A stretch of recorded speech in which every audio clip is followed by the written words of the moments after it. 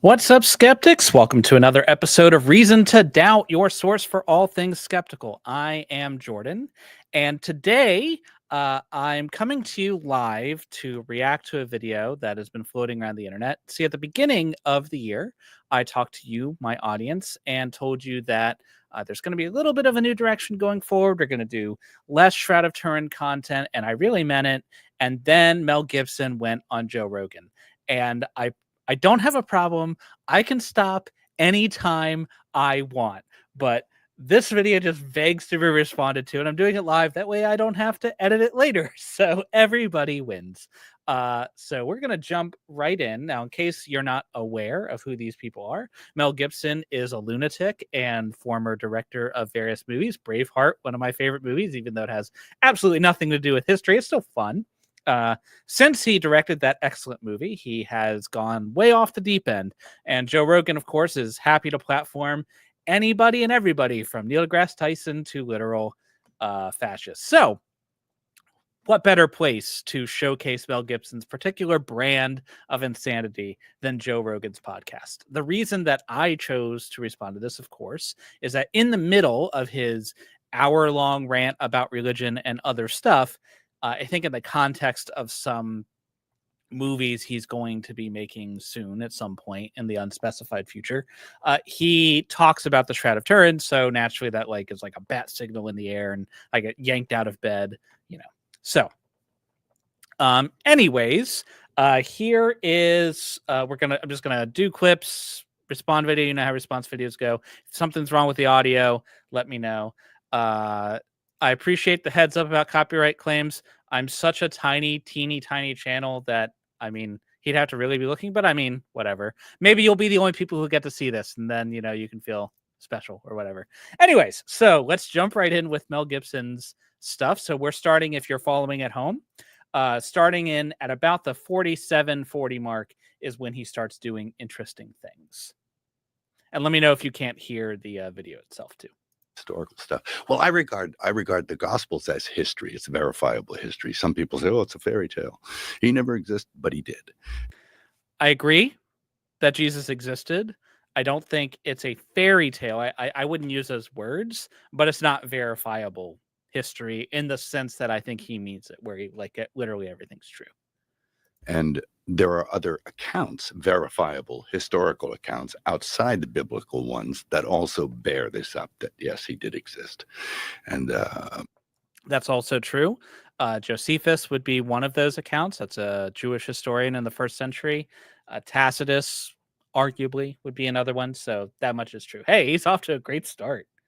And the other aspect of that is that all the evangelists, the apostles who went out there, every single one of those guys died rather than deny their belief. And nobody dies for a lie. So this is where we're going to start to depart a little bit more. So the first part of that claim is each and every one of the evangelists, and I'm going to assume he means the disciples, we'll say that. Each and every one of them died for that belief. So this is not necessarily true, right? We don't have good evidence of the fate of Jesus' disciples after the life of Jesus for most of them. There are maybe 3 apostles or /disciples, different groups, but anyway, 3 of them maybe we have evidence for. There's some accounts for James that he was martyred. There's some accounts for Peter that he may have been martyred. And Paul, though he wasn't a disciple, obviously is very, very important. He was probably killed in Rome, might have been caught up in the whole Nero thing. So a few of them died in some way because they were Christians, maybe. So it's not all of them, right? But still, it's a non-zero number of them, right? So that brings us to the second part of the claim. Nobody dies for a lie. Well, this is just not true, because there are reasons people might die for lies if they thought, for example, that lie was beneficial to them. So they're not going to say, oh, yes, sign me up for dying, probably, unless they would prefer dying to confessing for whatever reason. But plenty of people engage in risky behavior that brings them personal gain that might be a lie. That risky behavior might end up killing them. but they still do it because there's gains. So there's like reasons why they might. We don't even need to get that far. All you need is for the people who died, for their beliefs or not, for these people to genuinely have believed the thing they were being killed for. So James and Peter, all you require is that they had some experience that convinced them that Jesus had risen from the dead. Whether or not Jesus actually did, if they had an experience that convinced them, then they're not dying for a lie. They're just dying for being mistaken. And people are mistaken literally every day, right? So that's not that big of a claim unless you also package in the rest of the gospel story where they like spoke to Jesus and like Thomas fingered his spear hole and stuff like that. But of course, if you're just gonna buy the whole gospel story as a package, then why are we even having this conversation, right? So common talking points, but not as strong as Mr. Gibson likely thinks. Nobody. Right. So that's part of what I'm doing. It's like showing nobody dies for a lie. Yeah. Well, the resurrection is the one that is the most difficult for people to swallow. Yes. That's the one that requires the most faith. The most faith and the most belief. Yeah. Resurrection. Yeah. True. Probably because that's the most magical part, and also it's the one that's most central to the Christian story. If Jesus didn't rise from the dead in some sense, then it's hard. Then Christianity doesn't really exist as a religion. Christianity is a massively diverse religion, and so there are people who call themselves Christians who do not think that Jesus physically rose from the dead. That is a real thing. I've talked to some of them, so you can't even be certain that Christians agree on that. But by and large, if someone says they're Christian, you can probably bet that they probably think that Jesus physically rose from the dead. Who gets back up 3 days later after he gets murdered in public? Who gets back up under his own power? Buddha didn't do that shit. Right. So allegedly, I guess. You believe that was a real event? Yeah, I do. Yeah. What brought you to that belief? Is this something that you've always had, or is it something I'm going to skip. you stuck? Yes. I think people are smart. More them on faith. And I still have that faith, but as I got older, this is an important piece. As a child, back up so I don't you learn these things and you accept them on faith. And I still have that faith, but as I got older, I came to it through intellect and through reading and putting things together in accounts, and then occurrences like in my own life. I mean, just recently So what he said there is he was given this story as a child, and so he accepted it, like kids do. And then later he found evidence to support it. This is extremely common. It's a very common thing, kind of tactic. Well, not necessarily tactic, just kind of story you hear. What's interesting about this, so we as skeptics, when we hear this, it should immediately send up a little bit of a flag, because someone was already convinced of a thing, convinced of the truth of the thing. And in this case, religion is, first of all, he was handed it as a child, so it's part of his identity and his family. It's probably culturally important, right? And religion tends to be very important to people individually for their own identity. And so he is convinced of this already, and then he goes out and looks for evidence. Now, that is not to say that means he's therefore wrong. But we know that confirmation bias is a thing. It's a real thing that everyone's susceptible to. And so if someone is searching for evidence and they come to the conclusion they already had a very strong reason to believe, or if you do this as a skeptic, that should raise a flag of alarm. Maybe you came to that conclusion because you were right? Hey, great. But you should take a step back and kind of reassess. Okay, did I actually come to this conclusion because the evidence really did say that? Did I really give it the best hearing I could to try to disprove it? Or am I falling into that bias trap? So it's just something to keep in mind. Chatter says, I lost my mom a few months ago. Very sorry for your loss. And it makes my objective lens more difficult since I would give anything to be with her again.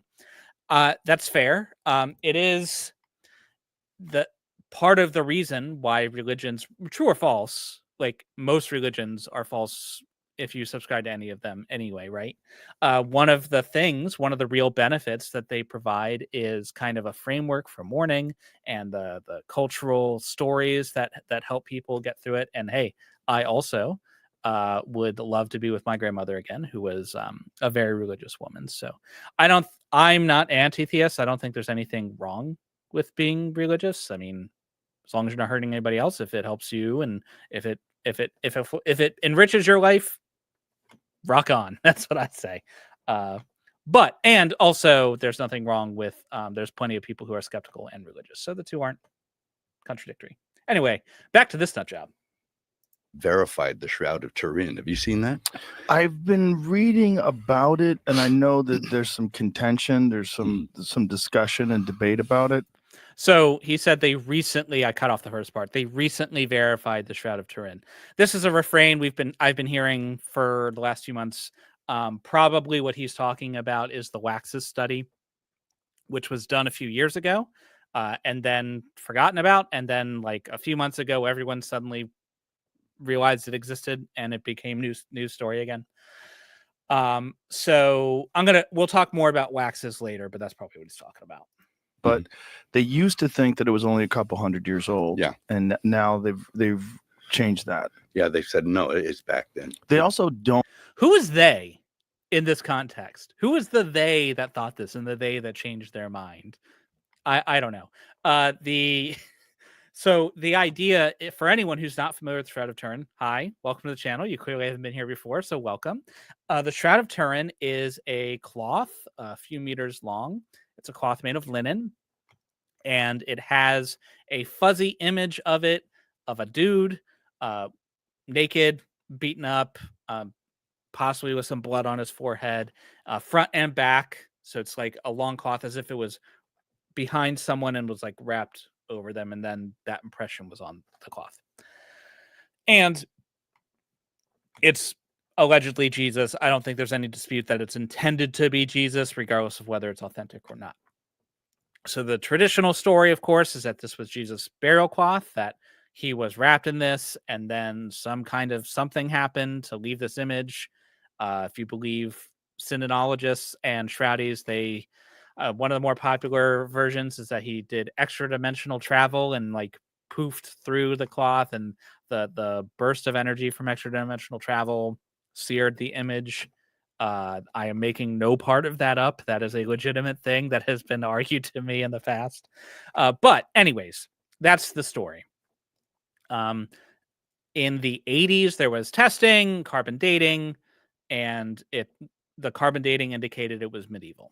And so the prevailing belief among most people is that it is a medieval artifact of some sort, somewhere in the neighborhood of 600 to 700 years old.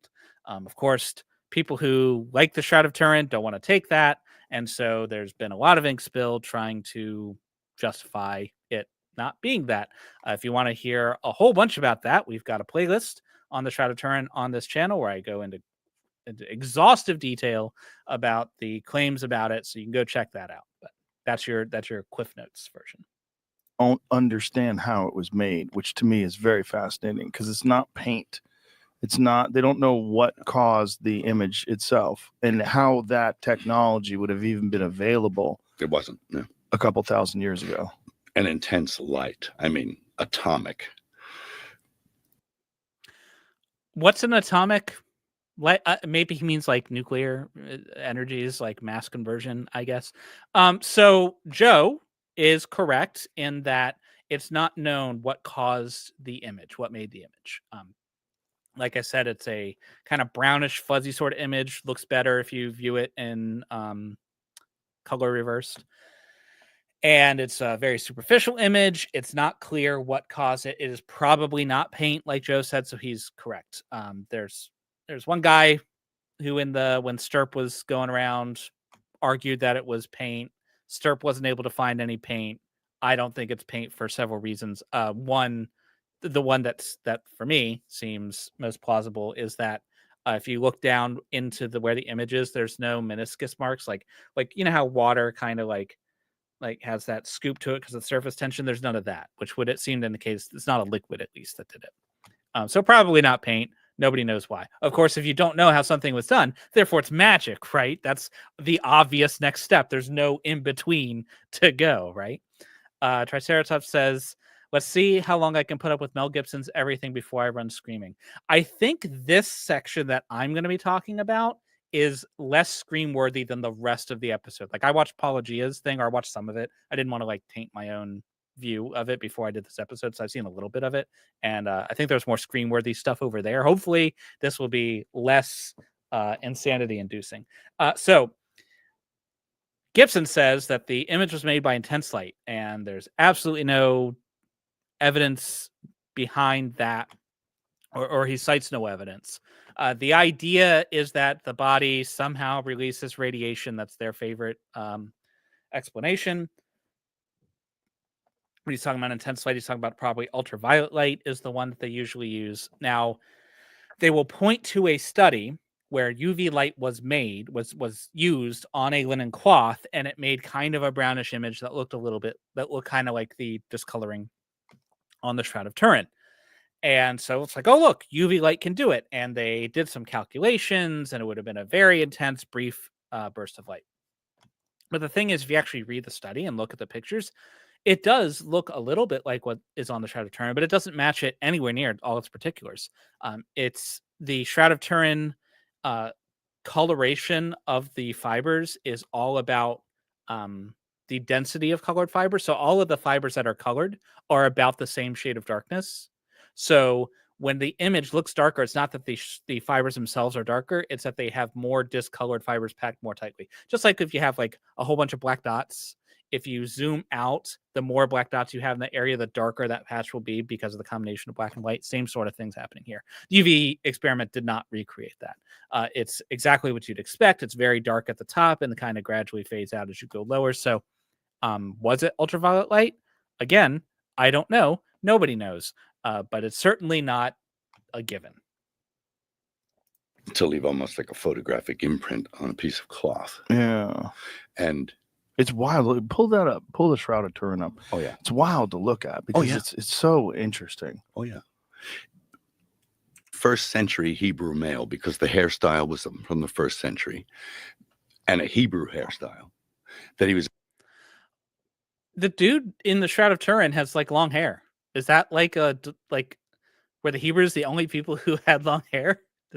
Just them? Nobody else? Like no Roman or Germanic person? Nobody else? Okay, sure, whatever, man. He was about 6 feet tall. That he was completely scourged all over his body. He was crucified.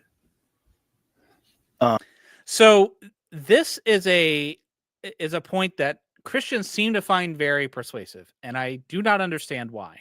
He's talking about how the person on the cloth looks like he was scourged, looks like he was crucified. Look, it matches the gospel story, right?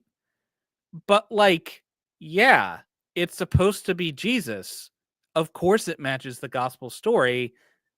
By the Middle Ages, the Christians were aware of the gospel. Like, what do you mean? Like, of course it matches the thing they were trying to match. Why is this remarkable to anybody?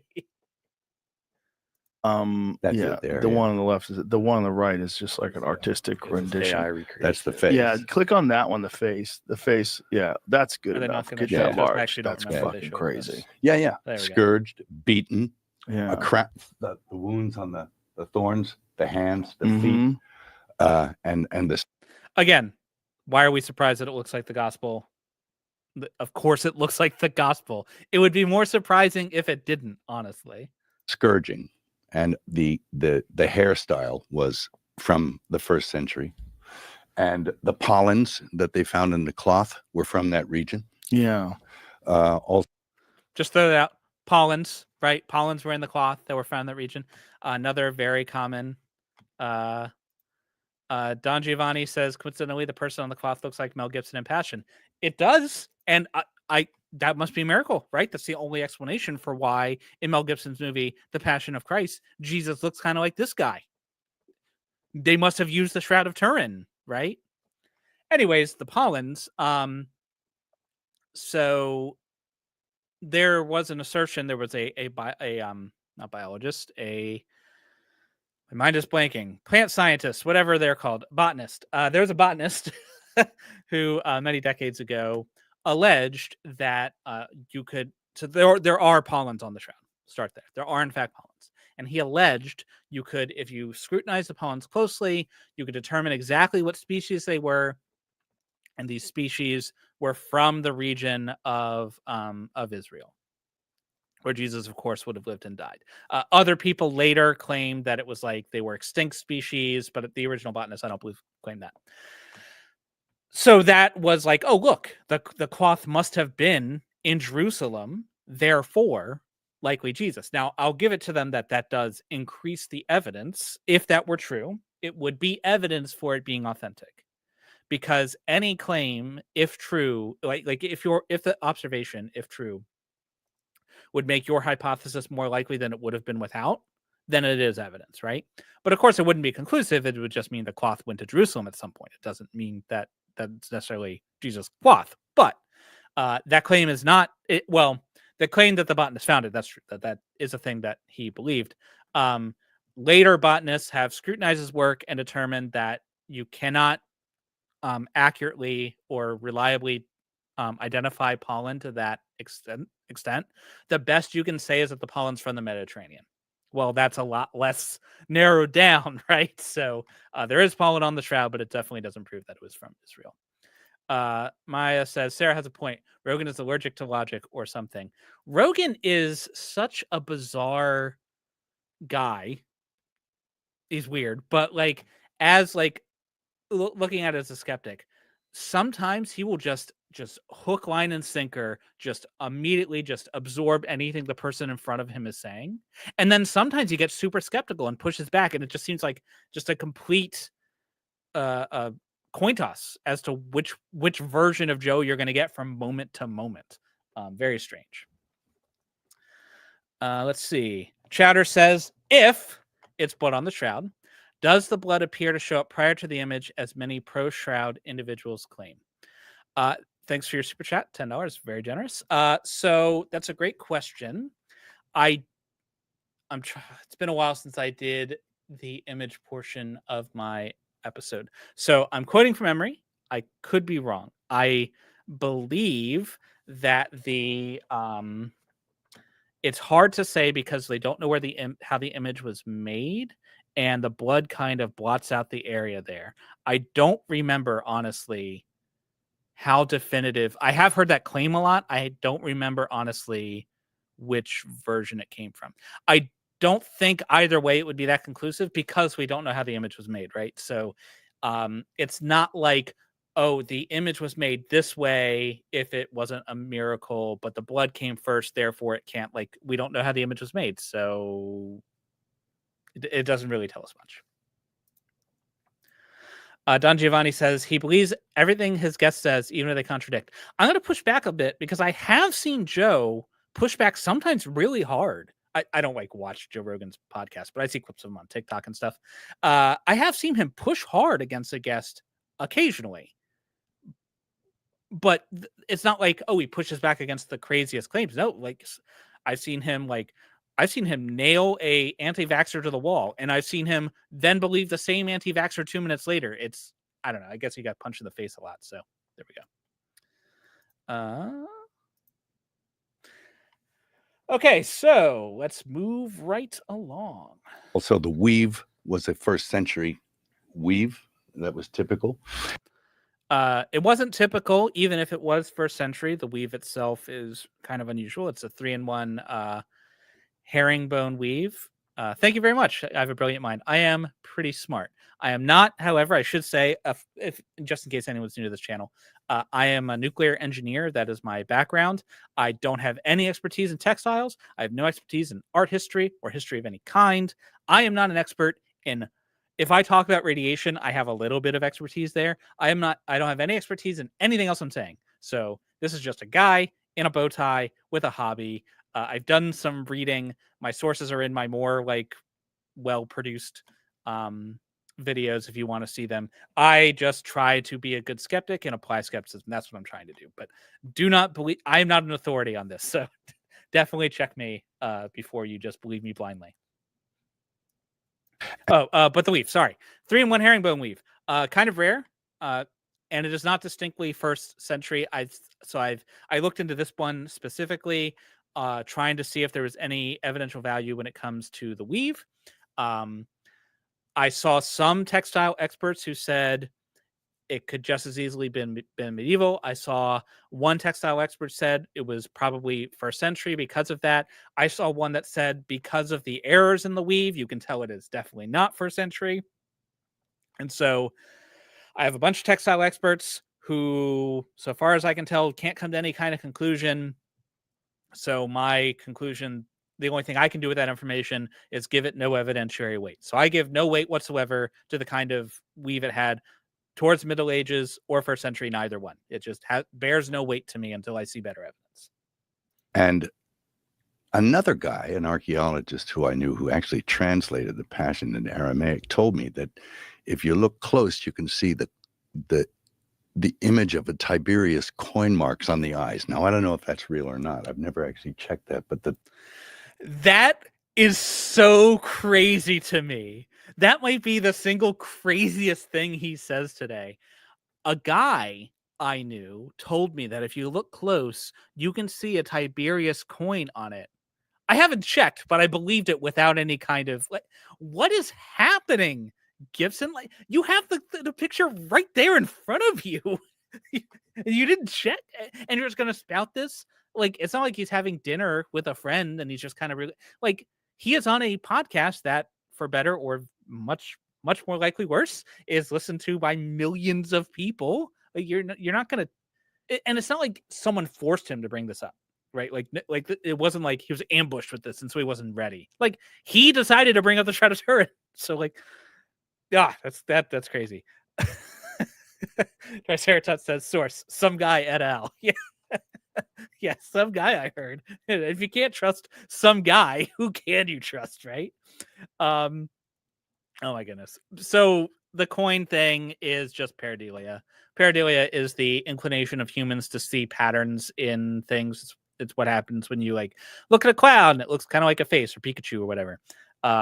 It's all in good fun, but that's all that's happening. There's no coin image on the eye. At least if there is one, it is so vague and difficult to perceive that we can't put any kind of confidence on it. So there's images of Tiberius on the coin. So they would put the coins over the eyes? Yeah. So that would date it. So, okay. I'm not sure it would necessarily date it. It would. So if you saw an image of a coin from the first century, it would tell you it is not from before the first century, right? Because you can't have a coin from the first century before then. But you could have a coin from the first century after then.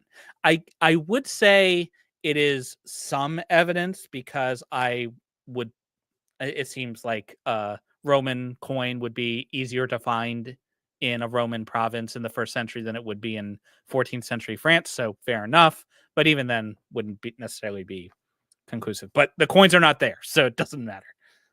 But they have now verified that it does actually go back to that time period. For a while, they were testing pieces that had been repaired in the 13th century or, No, they haven't. Hey, Nitty, how's it going? So the invisible reweave hypothesis is what he is briefly alluding to. So the idea is that the corner of the shroud where they took the samples for the radiocarbon dating were repaired at some point. And the payoff for this is the amount of radiocarbon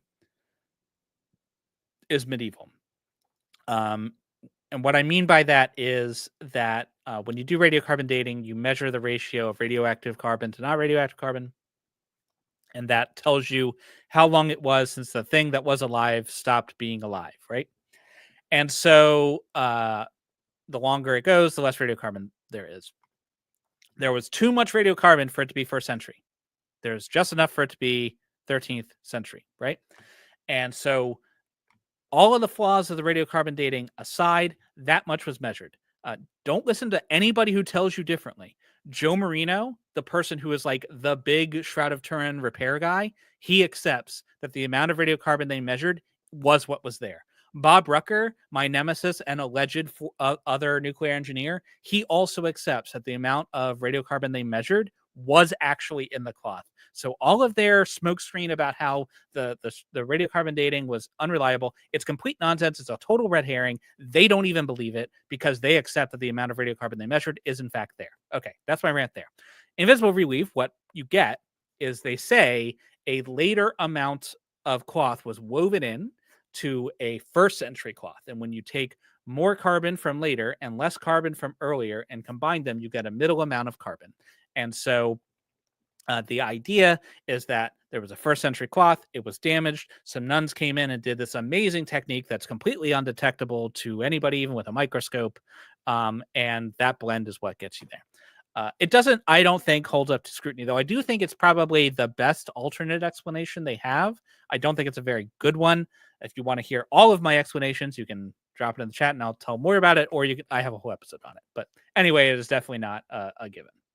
No. So, What is the latest on that, Jamie? Can you see, like, I was trying to get that. I've 2 different articles from within the last 6 months saying the opposite Smithsonian things. So yeah, I was gonna opposite, of course. dig into which one sounded the most accurate. well, it's such a crazy thing to even try to verify. Like, what are you saying? You're saying that this is really the shroud that Jesus was covered in? So you're saying Jesus historically absolutely did exist? This is kind of an interesting point, or it may not be the point he's trying to make, but it touches on it. Even if you could say this was a first century artifact, that would not necessarily mean it was Jesus' burial cloth. However, I think that it would be strong evidence, right? If it being first century, like if it's not first century, it is not Jesus' burial cloth. Full stop. If it is first century, it at least could be Jesus' burial cloth. So it would be evidence. And given how closely it mirrors the gospel accounts, it seems like, I don't know, if it's made in the first century, Jesus wasn't the only Jew crucified by a long shot. But unless there was unless like Rogers was right about his Maillard reaction hypothesis, so any corpse would do, then I'd probably at that point accept it as authentic. Which, to be clear, I think would be super cool. If this thing was actually Jesus' burial cloth, that would be so neat. Like, I would much prefer that to be true. As Curious Potato says, Jesus did exist. Yes, Jesus definitely existed. Okay, not to be pedantic, very likely existed. And if I had a cloth that I could shove in Mythic's face and say, look, here's physical evidence, that would be amazing. I sadly don't have that cloth, both because the Pope won't give me the shroud and also because the shroud wasn't Jesus' cloth. And we think that this is the shroud that covered him. That just that alone, people, incredulity, people's immediately their hackles raised, like, wait a minute, and they just instead of like looking at it objectively, they almost always want to look at it from a point of view of disproving it immediately. I just realized that Joe Rogan looks like he has a dip in, and that's so disgusting and unprofessional. Anyways, Joe, that's what you should be doing. That's what you should be doing right now, Joe. And that's what Gibson, that's what we should all be doing. When he's like, oh, your hackles raised and you want to disprove it. Like, yes, you want to disprove it. One of the ways in which I engage in skepticism, one of the ways I protect myself against bias, is whatever thing I would come into it believing or I would like to be true, I start with sources that disagree with that, and I try as hard as I can to prove what I would like to be true false. So, for example, with the shroud, when I was first looking into shroud, I found as many shroud papers as I could, particularly by sources that were friendly to it, and I tried as best I could to the extent that I have a bias, it would probably be anti-supernatural, right? And so I'm going to try to prove myself wrong. That's how you engage in skepticism. That's how you examine claims. So it's not looking at it objectively to just like accept it, or yes, you should be trying to disprove it. Triceratops says, this is not a Richard Carrier friendly zone. That is very correct. This is not a Richard Carrier friendly zone. It's not a Richard Carrier friendly zone. Richard Carrier being the one of the big names in Jesus mythicism, which I've used that term a couple times. It's the people who think that Jesus didn't exist. as a historical person. So it's not because I think that their ideas don't hold up scrutiny. Richard Carrier in particular is kind of slimy because, well, first of all, he's just a slimy person who harasses women, and that's kind of gross. So Richard Carrier is just a gross creep. But aside from that, he also uses his PhD and a lot of words to like make the things he's saying sound very persuasive if you don't know what you're looking at. So when I first I was challenged by a friend of mine who's a Christian, and he was like, well, have you ever looked into the evidence for resurrection? I was like, you know what? I haven't. And Richard Carrier's book was the first one I read. Very bad luck. But I read On the Historicity of Jesus. And I was like, wow, this is really persuasive. And then I did the skeptic thing and I said, no expert on the planet is convinced. Why not? What do they know that I don't? And then I went and found out. And it turns out they know a lot. And Richard Carrier won't tell you about that. He will talk as if like what he's saying is like uncontested fact, or he'll like quote papers and not tell you the actual consensus around it. Anyway, not friendly. Creation Myths, which is Dr. Dan. If you haven't subscribed to Dr. Dan, he has a much cooler, more effectively run channel than me, so you should go subscribe to him for sure. He is a gross creep, and people have asked me when I was doing more Jesus mythicism stuff, why won't you have Richard Carrier on? And I was like, well, because I don't want to pay him, first of all, because I don't make money on YouTube, so why would I spend my own money to spend time with him? But also, I don't want to give him money. Like, it's fair enough that he charges for his time. Everyone's like, that's fair. I don't begrudge him of that, but I just don't want to be with him. Yeah. Let's see. AJ says, wasn't the carbon dating only done on a small part of it? That is correct. Hold on. I am going to have to respectfully disagree, but thank you very much, Dr. Dan, for saying our channels are equally cool. Mine does have a higher quotient of bow ties, so that is a point in my favor. Joe Rogan is the Richard Carrier podcast. That is it's very accurate. Okay, sorry. AJ had a question. So AJ asks, wasn't the carbon dating done on only a small part of it? That is correct. So if you look at, if I was a better will-run thing, I'd have a whole pictures queued up. I don't know, they're on my other videos. Anyways, if you look at a picture of the shroud, most pictures, the way it's laid out, the place where the carbon dating was done is in the bottom left-hand corner. You can tell you're in the right spot because there'll be a little triangular tear of missing cloth. And right next to that is where the samples were taken. You can find in a lot of papers just like an overlay, so it's easy to see. So yes, the carbon dating was only done on a small part of it. It would have been much better if it had been taken samples all over it, right? That is what they wanted to do, but the Vatican said no. Now, you don't have to impart like any kind of like nefarious motives on the part of the Vatican. Like, they believe that this is a holy relic and they don't want to cut a whole bunch of chunks out of it. That's fair. Like, I wish they had let them take samples from all over. We wouldn't be having this conversation right now had they done that, but I understand why. So yes, the carbon dating was done on only a small part of it. However, from all appearances, it seems to be representative of the rest. Now, that is going to be a statement that a lot of strategies are going to really hate that I say, because they're like, oh, but there are carbon fibers on it. Yeah, there are carbon fibers, kind of a few scattered, woven in. Well, isn't the thing linen? Yes, it is. And the samples they took were also largely linen. But the kind of testing they did to find the carbon fibers in here, they took pieces of it and literally unraveled it completely. And they found, after unraveling it completely, they found some cotton. Well, you know what they haven't done with the rest of the cloth? Unraveled it completely. They haven't checked. So no, they don't like they can't even say that they're not they're not the same.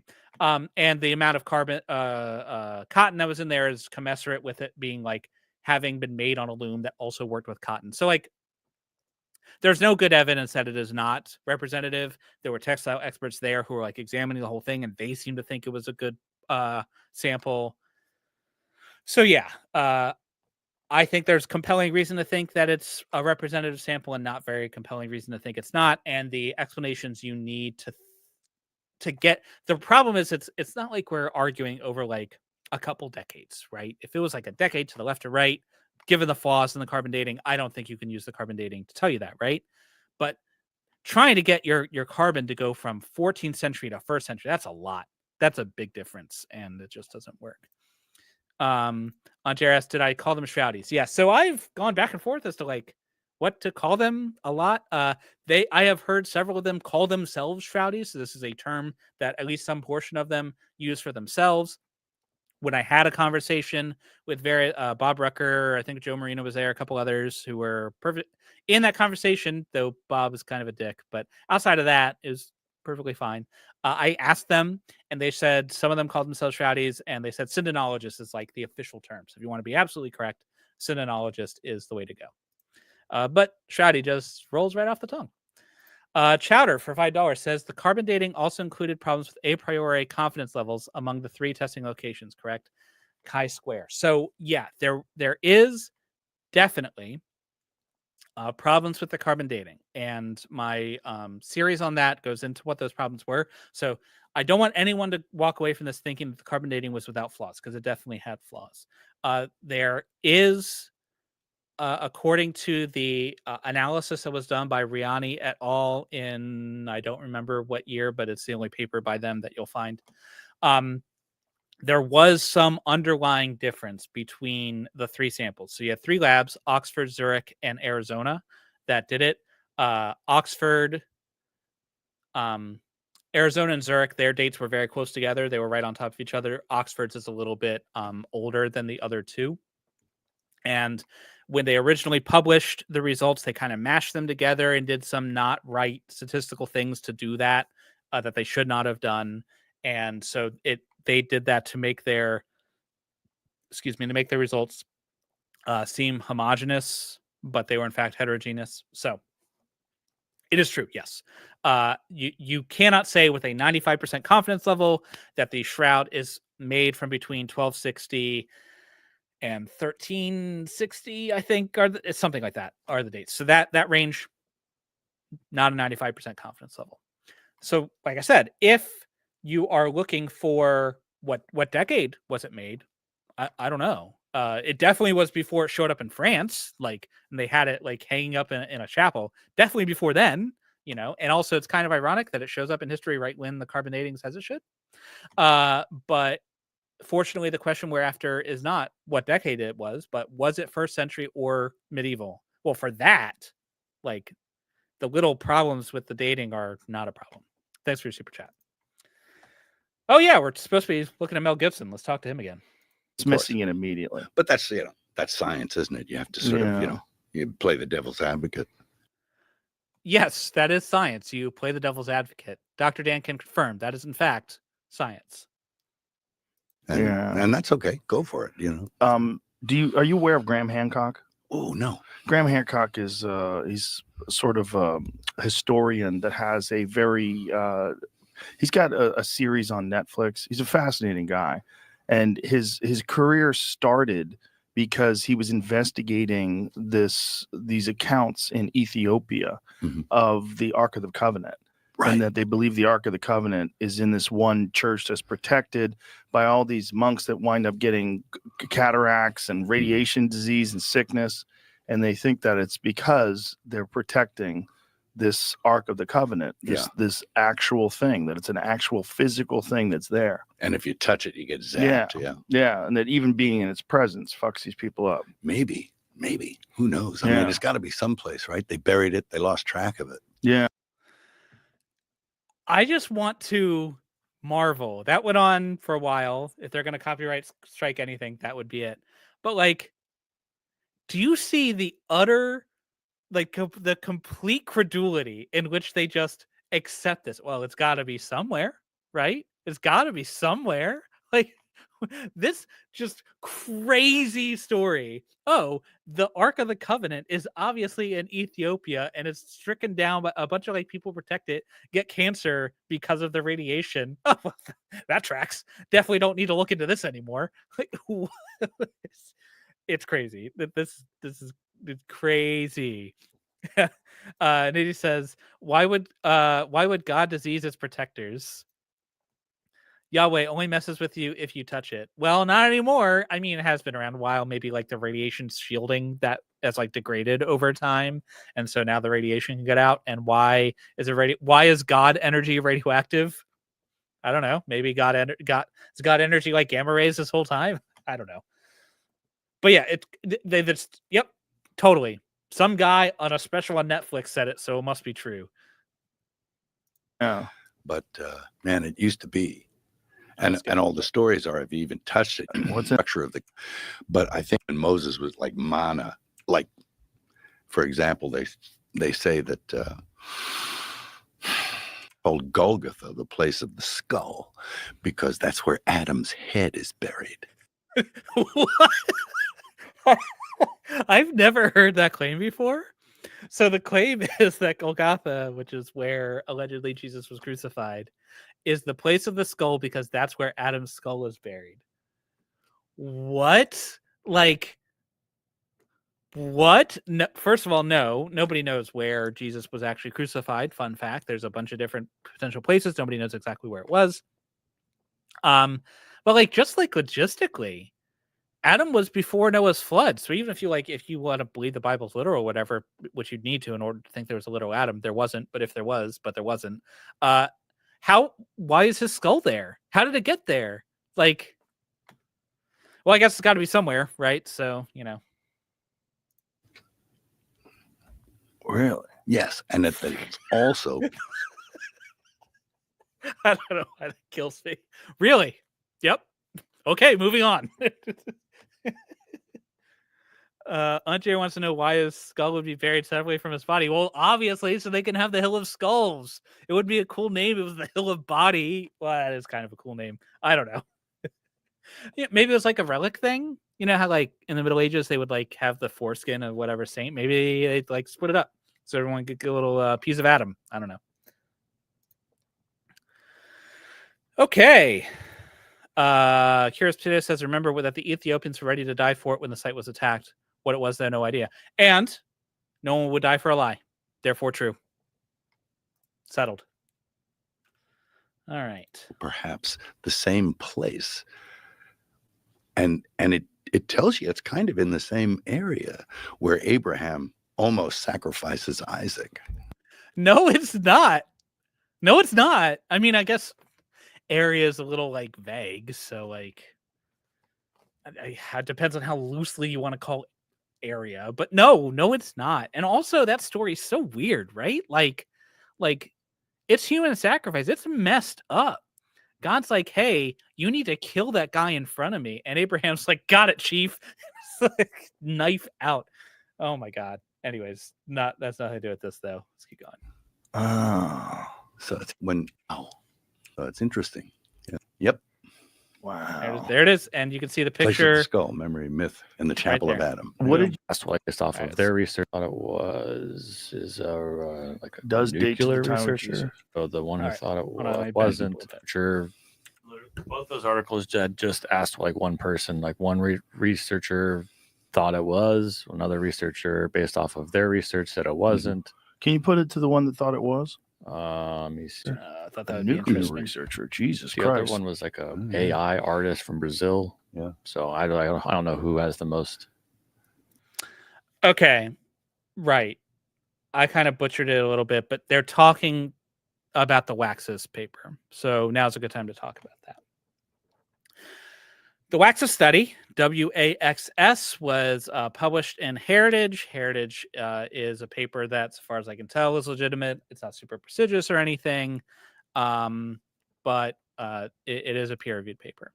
And so what they did was they made up a method. And I want to emphasize this. This group of researchers are a group of synologists who made up a method specifically to test the Shroud of Turin. This isn't something somebody else made their applied. They made it. They first published a paper a while back showing their method, and what they did was they took a bunch of cloths that had been stored for their history in dry desert climates, like from Egypt and Israel. And they knew how old these were, and they hit it with light, and they used that light to determine the degradation that had happened over time. they used it to measure how much the cloth had decayed, like as things break down, right? And so from that, they did some fancy math, and then they were like rate of degradation, and they could predict an age, and it worked pretty well. That was one paper. And then their next paper, they published on the Shroud of Turin, because of course that was their goal. And they used that method to test the Shroud of Turin. And lo and behold, wouldn't you know it, it was first century, guys. What are the odds that that would be the answer they'd get? Oh, well, I guess we should just chuck the radiocarbon dating out, because we've got a whole brand new hotness now, right? Like, but just from that story, you should be able to tell there's some problems. One of them is the thing that they validated their method on was cloths that were stored in a hot, dry desert environment. Now, I've never been to France, but I feel like it's not a desert. I think I'd know if it was. France, famously, not a hot, dry desert environment. So what is the difference? And also, the shroud has not been stored in one place. It's been had all kinds of stuff happen to it. It's been exposed to fires. And now they did try to test the fire thing, but my point is the different storage history of the shroud significant? Does it invalidate their method? I don't know. They didn't check. Why check that, right? You already got the answer you want, so just stop there. Also, this method has not been validated by anybody else. No one other than the original people have done any kind of measurement to see if it's valid. Other people have cited their paper. The citations are either for parts that aren't relevant to the thing we're talking about here, or people saying, hey, this is cool, maybe that'll be neat someday. But that's all they've done, at least the last time I checked, which was like 6 months ago. So yeah, it is a interesting idea, but it is in no way validated. It is based on a bunch of assumptions that seem on their face pretty implausible, things you'd want to check before you'd be willing to, like, chuck out radiometric dating, which has been verified. Like, at the time, the kind of radiometric dating, the carbon dating they did was using a new method. Like, they'd done carbon dating before, but they're using a new kind of carbon dating. So that was kind of new at the time. But since then, we've used it like tens of thousands, if not hundreds of thousands of times. Like, it is an extremely mature, well understood method. So if you have an extremely mature, extremely well understood method with sound theory behind it on one hand, and a method that some dudes came up with a few years ago that's based on shoddy assumptions they haven't tested, I don't know, which one do you think we should do, right? Kira's Potato says France has a range of climates. Yep. And what are the effects of moving from that range to the other? Don't worry about it. It'll be fine. AJ asks, I know you don't know how it was made, but what is your best guess? By how it was made, maybe you can tell me in the comments. Do you mean the cloth itself or the image? I'm going to assume you mean the image. I just legitimately don't know. I know that's an unsatisfying answer, but I honestly have no idea. I can tell you the ideas that get thrown around. Ray Rogers, who was a chemist who was a skeptic and stopped being a skeptic about the Shroud of Turin, and that's supposed to be significant to everyone else for some reason. And he was like the super smart, intelligent guy, apparently. He believed that the image was due to the Maillard reaction with some of like the corpse gases, and that would account for the way the image is, because he was never really quite clear. He had claimed that he had solved that problem of like the fact that the closer the cloth would be to the face or whatever, the darker the more dense colored the fibers are. He had claimed he'd solved that, then he died. So, and he didn't publish it anywhere. So that one, I think, on the one hand, it's completely natural, so that's cool, but it's just not really good evidence for it, so I wouldn't put much stock in that. Other people, of course, the radiation is the one that synologists really like. I don't think that holds water. First of all, because they need the radiation to go straight up and down, and radiation doesn't do that usually, like naturally. Like we can make it do it, sure, but like that's not what radiation does. Radiation goes in every direction. And if the radiation went in every direction and made the image, then it would look like those textures you got. Like if you open up the game files for like an old game, or like you look at the texture files in any video game, like the skin is like all wrapped out and like weird because it's like the whole wraparound texture. That's what would be, because the cloth is like on his face, right? And so if it had gone in every direction, it would have made a full like splayed out face. It would be super creepy. Didn't do that. So they need the magic radiation to go straight up and down too. But hey, I mean, I guess you're doing magic. It can do whatever it wants. Those are probably, so that's probably the most popular one. I know that Hugh Ferry, who is a British skeptic and therefore way cooler than me, who's like the Shroud of Turin guy. I'm like Hugh. We've got Hugh Ferry at home. He thinks that it was made using an impression from like a relief that was with some kind of dye or pigment. I think, at least I've heard him assert that a couple times. Because of the whole like liquid dye thing, I'm not sure about. Let's see. Some people have said like a powder pigmentation. I haven't looked into that one at all. I've heard like a hot like metal statue. So like, there's a whole bunch of ideas. But here's the bottom line. None of these people who have these ideas can test the cloth. The church won't give it to them to test. Again, they have reasons that aren't like nefarious necessarily, but nobody can test it. And so like, how are we supposed to figure out how the image was made if we can't even like look at the thing that did the image, right? So a thing I hear literally all the time in my comics, like I guarantee you, if you wait a week and you look at the comments of this video, you will see someone telling me that I should try to reproduce it because there's $1 million on the line. You'll win $1 million. And if you see someone say that, like comment with a clown emoji, because it means they didn't watch the video. They didn't watch the video if they're saying that, but someone's going to do it. And the reason that's nonsense is because there is this prize offered by some dude where if you can recreate the Shroud of Turin image, boom, he'll give you $1 million. But here's the thing. First of all, I can't quit my job and just decide to do Shroud of Turin stuff full time forever. Like, that's not a thing I can do because I'm not rich. Also, I don't have like a lab and textile experts just like chilling in my kitchen. Like, I don't have the resources. It would take me hundreds of thousands of dollars of capital to do that. Also, I can maybe possibly make something that's like the Shroud of Turin and then hopefully convince this random asshole to give me $1 million of his money when he has a million reasons not to give it to me. Like it's nonsense. Like that's a complete fiction. But anyways, that was your question. I don't know. I wish I knew better. Maybe one day after I've taken a break from Shroud of Turin, if people really want, I'll do another like multi-episode thing on the image, but I don't know. What I do know is it's not for a century, and that's enough for me. Creationist, you know who would have the money to do that? Some random asshole with $1 million to throw at Shroud stuff. Yeah! Why doesn't he, instead of making the prize, why don't he just spend $1 million? That's a great point. Aunt Jair says, my rest point for the Maillard reaction is what makes food golden brown and delicious. That is correct. The same reaction, apparently, according to Ray Rogers, will also make corpse gases make cloths brown. I don't know. That's what he said. He's a chemist, so he can't possibly be wrong. He's apparently the smartest guy ever walked the earth. Listen to syngenologists tell it. All right. Where were we? Oh, Laxis. So yeah, that study, the thing that they're pulling up, it's nonsense. Don't believe it. So it says, study published in the journal Heritage. The authors conducted dating work on a sample from the shroud, coming to the conclusion that I'm going to skip because we talked about it. Always been. Yeah. It's not a painting. Nope. And then not exactly sure how it even came about. Yeah. It had to have been some kind of intense light. Well, which is it? Gibson and Joe?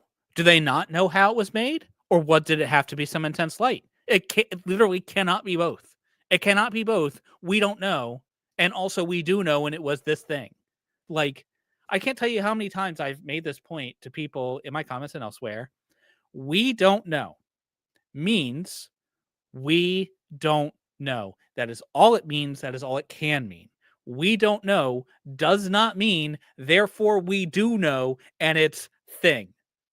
We don't know doesn't mean we do know and it's magic. Because if you did know and it was magic, then you would not know. Okay. Well, the thought was that even trying to replicate something like that today would be incredibly difficult to do. Sure. It's like would it though? Like, we don't know. So people sometimes have this idea that people in the past were stupid or like less creative than we are for some reason. And that's, of course, not true. People in the past were just as clever as we are. and they had what they had were limitations of technology, but that often meant that they came up with really interesting ideas that we didn't come up with.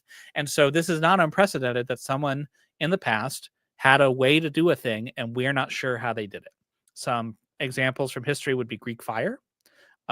We don't know how the Greeks made their fire they'd throw on ships and stuff. We can do similar things, but we don't know how they did it, right? So, Roman concrete. Until very recently, we didn't know why Roman concrete was so tough. We know now it's because there's chunks of limestone in it, and when water gets into it, it dissolves the limestone, and that kind of makes it self-healing. The Romans almost certainly didn't know that. They just happened to do a thing, and it worked, and that was good enough, right? Which is so. But before we knew how the Romans did it, that mean it was magic? No, we just didn't know. So Curious Potato says it can be replicated. I've seen it done. I've never seen it done in a way that's like replicating something perfectly, but that's kind of my point, is like we can make brown stains on a cloth. We can even make it in a particular image if we wanted. We just don't know exactly how they did it. We have so many ideas and no way to test them. AJ asks, how can medieval people make a 3D image? It seems so strange. Okay, so let's talk about how the image is 3D allegedly. So when they say it's 3D, what they mean is you can get 3D information out of the coloring if you choose. It's various shades, and the closer the skin would be if the cloth were like covering his face like that, the closer it would be, his skin would be to the cloth, the darker the coloring is. That's the idea. And therefore, from the coloring, you can infer three-dimensional data about the image. And they'll tell you no other image, no photograph could possibly do that. Well, of course, a photograph could. A photograph of the Shroud of Turin would certainly do that, right? But like, so how could someone in the Middle Ages make a 3D image? Well, I don't think they need to make a 3D image. They need to make an image with the concept closer means darker, right? And like, if you put it that way, well, that doesn't seem so crazy. You know, that doesn't seem like something that nobody could think of. So yeah, again, I don't know how they did it, but there's nothing about it that seems like so far beyond the pale that nobody could ever do it. Another thing you'll hear kind of on this, Curious Potato says, people always underestimate our ancient ancestors. That is true. We also underestimate how weird artists are. Like, I hear all the time, well, this would have been a really weird, like difficult way for them to make this image. Why wouldn't they just make a painting? I don't know, dude. Have you met artists? They're weird. They make crazy stuff all the time. Like, there are people who like stack rocks, or they like draw like using only pencil lead, and they make this super elaborate stuff. It would be way easier to use stuff that's not pencil lead, but they do anyway. Why? Because I don't know. Artists are weird. Like, it's just, that's how artists are. Yes, you can definitely quote me on this. We can make brown stains on a cloth. Reason it out. Correct. I stand by that statement 100%. An X-ray vision, you know, it's like an X-ray. That's what you really see it in the negative only. It is not like an X-ray, man. No, it is. No, it's not. That's not what X-rays are. No, if it were an X-ray, it would just be his bones, because it's so stupid. No, it is not an X-ray. Oh my God. Right. Yeah, Right. crazy. It's like a negative. Yeah. Yeah. So it is, he says it's like a negative. So another thing you'll hear is that it's a photo negative. And then people will say, oh, well, they didn't know photography in the Middle Ages, so they would have had to have invented photography. But a photo negative, it does not mean that it was made like with a camera. That's not what it means. What it means is closer means darker, rather than closer means lighter. So it's like the inverse of like normal. That's all it means. And again, closer means darker is not a crazy concept. So I don't know that an artist made it. If they did, I don't know how, but I'm just saying nothing about it is like it is exclusionary of that idea. Curious Potato says also it was likely by accident, light through a small point. I'm not a photographer, so I don't know how it works. It's possible. Like a lot of things, a lot of inventions happen by accident. So and this is not me saying this what happened, but imagine there's an artist who, through some accident, figures out a cool way to make kind of an image on a cloth. Oh, there you go. He doesn't tell anybody, and he sells it for a profit. Boom. Like, that's the only explanation. Like, that is a plausible explanation. Again, I don't know how it was done, but like, the idea that it was a person is not crazy. And until I think the most you can say, is that we don't know whether or not it was a person, and if how they did it. Therefore, we can't conclude it was magic because we don't know. Hey, I buy it, but that's not the only reason I buy it. I mean, I think, there's other logical reasons why I believe. So, like, what are those? Oh, okay. Good.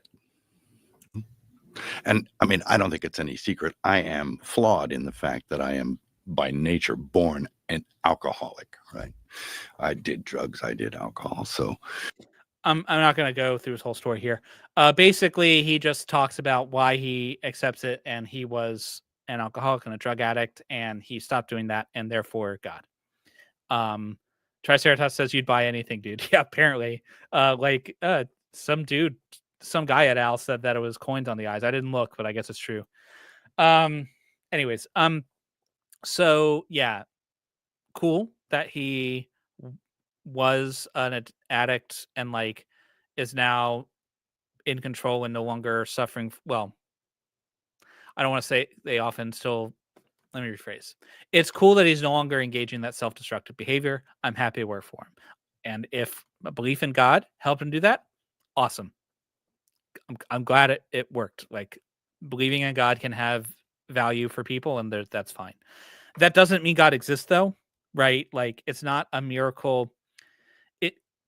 I understand why it might be convincing to him. And so I understand.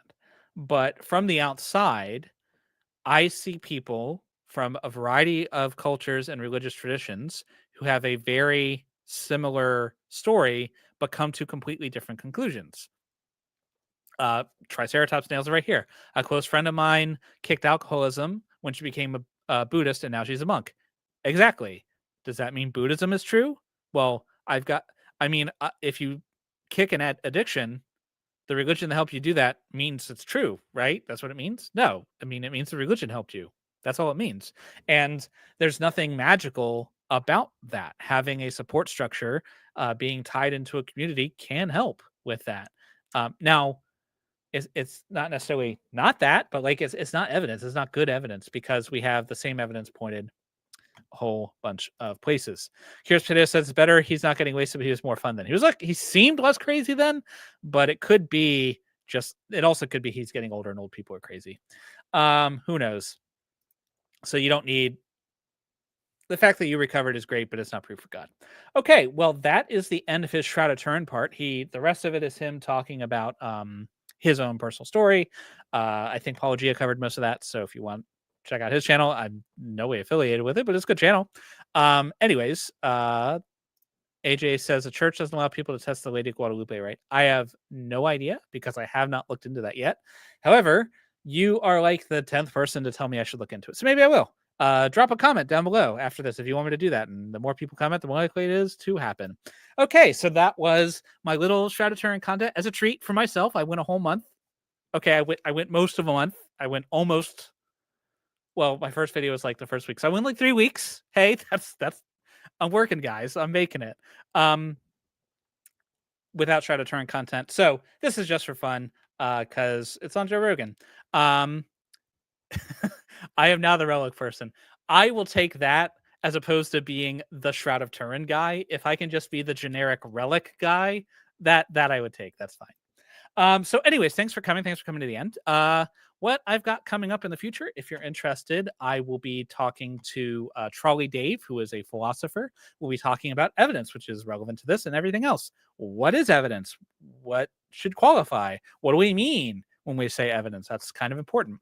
That'll be super important for the following thing I'll be doing, which will be with Dr. Dan of Creation Myths, who's in the chat right now. We are going to be talking about again, trans people and how they definitely exist, and it's a biological reality, and anyone who denies it is a bigot, and they're denying science. And I don't know why transphobia is so rampant in atheist space, but I think it's stupid and awful, and so I'm going to speak out about it. And my friendly neighborhood biologist is going to come help me talk about it. So if you want to see two cisgendered white guys talk about trans stuff, then yeah, tune into that. It'll be, I have a date. It's going to be February. I think we said February 18th. So look out for that. Hit the little bell on both my channel and Dan's channel, and you'll see that. Anyways, thanks a bunch for coming. Make sure you like the channel. If you did like it, leave me a comment if you thought I messed something up or whatever. But that's the end. That's the YouTube stuff. Until next time, remember, you've always got reason to doubt.